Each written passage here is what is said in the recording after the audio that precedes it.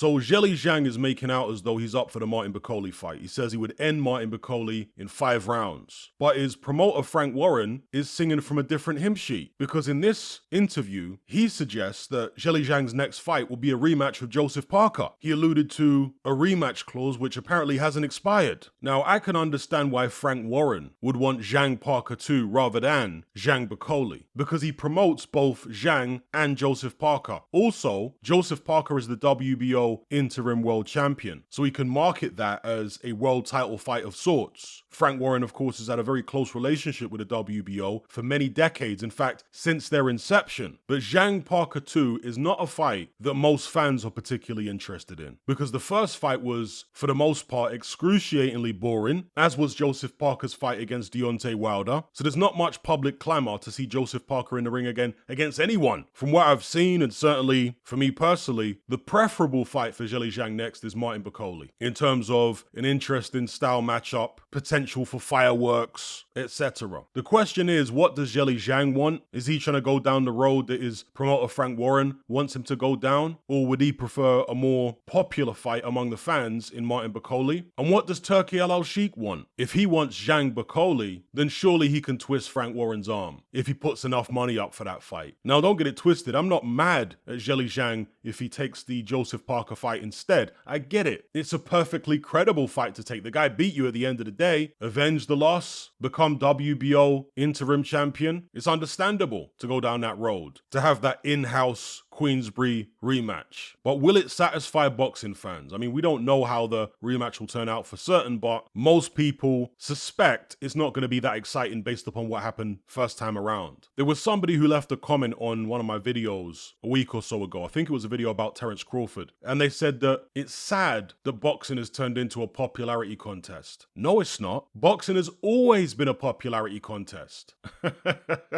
That's nothing new. The more popular you are, the more money you generate. It's simple business. If you want to make a lot of money in boxing, find a way to become popular. And one way to do it is to give the fans the fights they want to see. Fights which, at least on paper, seem like they're going to be exciting in the ring. Now, obviously, everything comes with risk. But with Turki Al-Sheikh now involved in boxing, he's shown a willingness to give the losers of certain fights opportunities afterwards to redeem themselves, to get their career back on track if they put up a valiant effort in defeat. So my point is, I think that financially, Zhang taking on Martin Bakole would serve him better than taking on Joseph Parker, or at least it has the potential to serve him better, because it's a fight that people want far more than Joseph Parker, and it's a fight that seems to me to have far more potential for fireworks. Here's why it's interesting. Both men are extremely big, north of 280 pounds. Both can punch. Both are around 6'6". Zhang, I would say, is more defensively responsible than Martin Bakole. He doesn't get hit with so many silly shots. He's a more thoughtful boxer. Now, Bakole has shown a good chin so far, but he's never been hit by anyone with the power of Zhilei Zhang. And you never know how a fighter is going to respond to that until they do get hit that hard. Another thing to consider is the fact that Martin Bakole is primarily a pressure fighter. And like most pressure fighters, he squares up quite a lot when he's trying to close down the distance. And this is in order to get rotation on his hooks, to give himself a wider arc to twist and get velocity on the punch. I've pointed this out in many videos, even recently. Southpaws tend to do well against pressure fighters because they square up. They're able to slot that southpaw backhand right through the guard of the on-rushing pressure fighter. And the pressure fighter normally has to really reach with the right hand because the target is further away when you're up against the southpaw. Now, perhaps Bakole would switch up his tactics and switch up his stance if he were to fight the southpaw Zhilei Zhang. For many years, he's spoken about how he loves fighting southpaws because his older brother, Ilunga Makabu, is a southpaw and he grew up sparring him. So we shall see if the fight happens. If Zhang had any kind of stamina, I'd pick him to beat Bakole. But because he doesn't, he's really a 5-round fighter. You know, he says he'll get Bakole out of there in 5. He's a 5-round fighter, Zhilei Zhang. And because of that, I'm hesitant to pick the big Chinaman to win the fight. I suspect that Bakole will be able to get through the first half of the fight and therefore apply pressure in the second half of the fight. Frank Warren is presumably concerned that Zhilei Zhang may lose to Martin Bakole, hence preferring the in-house Joseph Parker rematch. Anyway, let me know what you guys think about all this in the comments section below. Zhang Zhang says he's up for the Bakole fight. He'll end him in 5 rounds. But Frank Warren, his promoter, saying he's probably going to fight Joseph Parker again next. What say you? And before I go, make sure you check out this film study I've done for AJ Dubois on my Patreon page. It's about an hour long, and I go through footage of several of their previous fights and highlight their strengths and weaknesses and the mistakes which either guy may be able to capitalize on. If you want to access this video along with hundreds of hours worth of other exclusive boxing content, as well as our members chat, just head on over to my Patreon page and select the tier called the Boxing Brotherhood.